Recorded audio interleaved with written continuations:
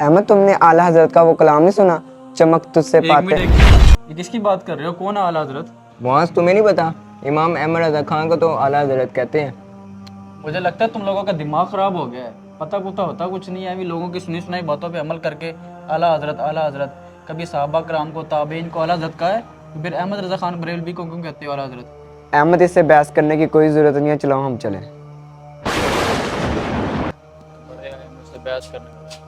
आला हजरत हमारी जान है, आला हजरत हमारी जान है।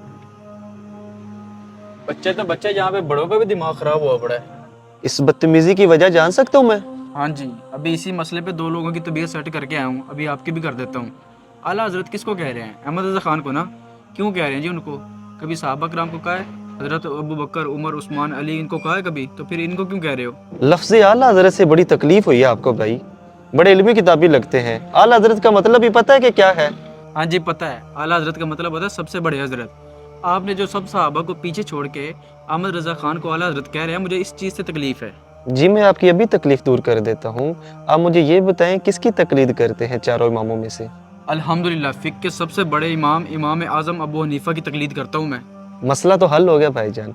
आपने कहा इमाम आज़म, आज़म का मतलब क्या होता है? सबसे बड़ा। इमाम आज़म सबसे बड़े इमाम। इस तरह आपके कहने के मुताबिक इमाम आज़म साहबा से भी बड़े हो गए, सबसे बड़े इमाम हो गए।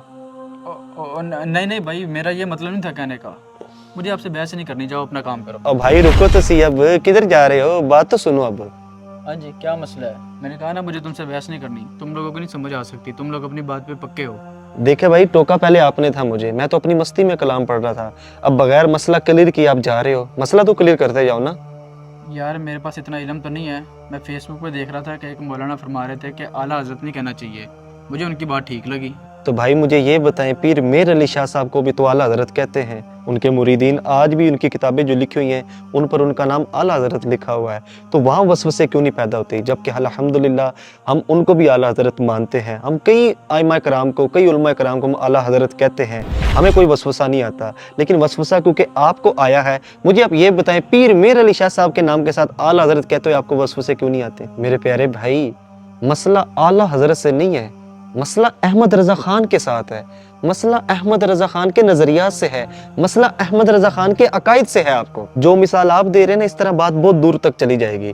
मुझे आप ये बताएं, सैयदना सिद्दीक़ अकबर को हम कहते हैं ना, सैयदना सिद्दीक़ अकबर, सिद्दीक़ अकबर का मतलब क्या है? सबसे ज़्यादा सच बोलने वाला। तो आप मुझे ये बताएं, सबसे ज़्यादा सच बोलने वाले हमारे आका सल्लल्लाहु अलैहि वसल्लम की मुबारक ज़ात नहीं है? हज़रत उमर रज़ियल्लाहु ताला अन्हु को फ़ारूक़ आज़म कहते हैं, मतलब सबसे ज़्यादा अदल व इंसाफ करने वाले, और मौला अली को सबसे ज़्यादा बहादुर कहते हैं। मुझे आप ये बताएं, सबसे ज़्यादा अदल व इंसाफ करने वाली मुबारक ज़ात हमारे आका सल्लल्लाहु अलैहि वसल्लम की नहीं है? सबसे ज़्यादा बहादुर हमारे आका सल्लल्लाहु अलैहि वसल्लम की मुबारक ज़ात नहीं है? क्या ये प्यारे आका सल्लल्लाहु अलैहि वसल्लम से बढ़ गए? नहीं, हरगिज़ नहीं।